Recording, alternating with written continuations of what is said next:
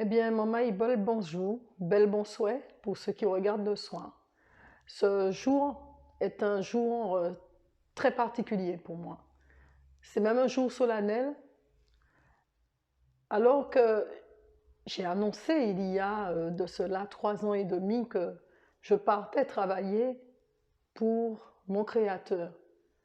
Quand vous avez déjà passé plus de 20 ans de votre vie à circuler dans les institutions en tant que servante, que vous avez vu les limites des institutions et que la voix de votre cœur vous dit pas, vous partez, eh bien vous vous dites que je pars, mais je ne sais pas ce que sera demain. Puisque quand on devient missionnaire, on reçoit les ordres au jour le jour, comme dans une administration où on est chargé de mission et qu'on a un directeur au-dessus qui vous donne les indications. Dans le monde invisible, les choses se passent comme telles. Donc j'ai choisi de me reconnecter à la source qui est en moi, et ça, je le dis d'entrée dans cette vidéo. Ça m'a coûté très cher d'avoir fait le choix de revenir à mon Créateur. Il est certain que il y a une loi au-dessus de toute loi qui a créé cet univers visible et cet univers invisible que les scientifiques aujourd'hui sont en train tout juste de comprendre et d'explorer.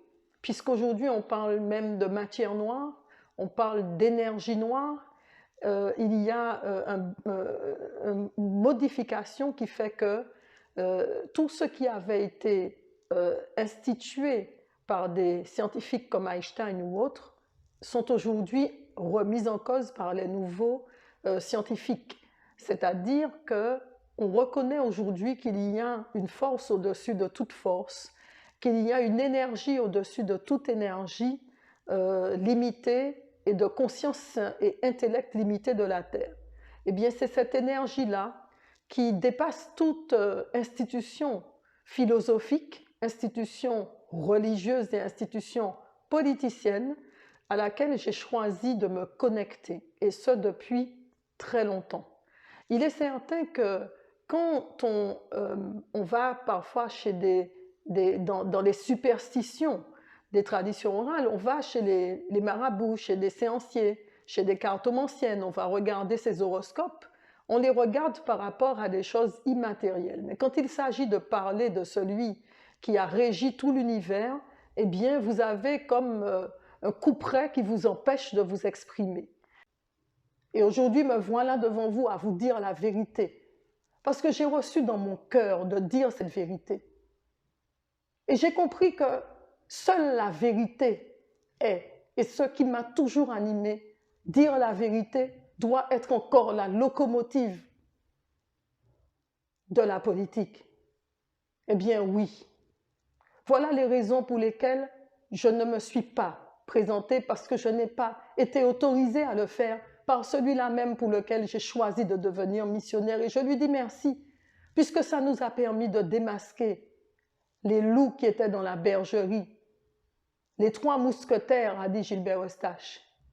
Eh bien, les mousquetaires, je n'ai pas besoin de citer votre nom, vous vous connaissez, levez-vous. Ils se sont levés. Ils ont été mis à l'honneur à la dernière fête patronale. On fêtait la décapitation de Gallo. Et ça a été la même chose quand on a voulu m'imposer d'être la suppléante de quelqu'un aux législatives en 2012.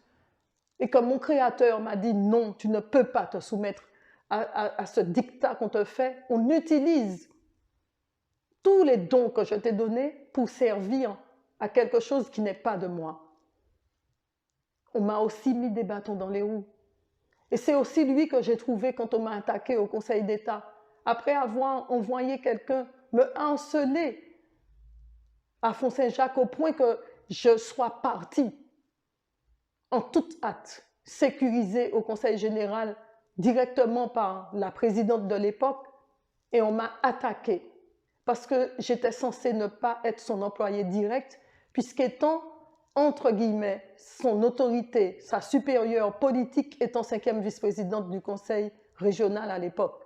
On m'a attaqué au Conseil d'État. Et c'est par la grâce de tous ceux que le Créateur a placés à mes côtés, avec le soutien de la présidente de l'époque, Madame Manin, et de son équipe, que nous avons pu gagner, que j'ai pu gagner le Conseil d'État. Par la grâce. Me voilà donc devant vous à vous dire cette vérité-là. Le pays de la Martinique va mal parce qu'il est gangréné par du jeu de fraternité. Ce n'est pas l'institution maçonnique qui est un problème. Aucune des institutions ne sont des problèmes sur Terre. Ce sont les personnes qui ont infiltré les institutions et qui ont fait le choix de pactiser. Qui ont fait le choix de pactiser avec le diable. Qu'on ne me fasse pas croire que ça n'existe pas puisque la collègue me l'a dit. Fokou maillé et puis diable. Et voilà l'objet de tout mon tourment et de la persécution que je vis. Mais je n'ai pas le temps de m'arrêter sur ce que font les méchants.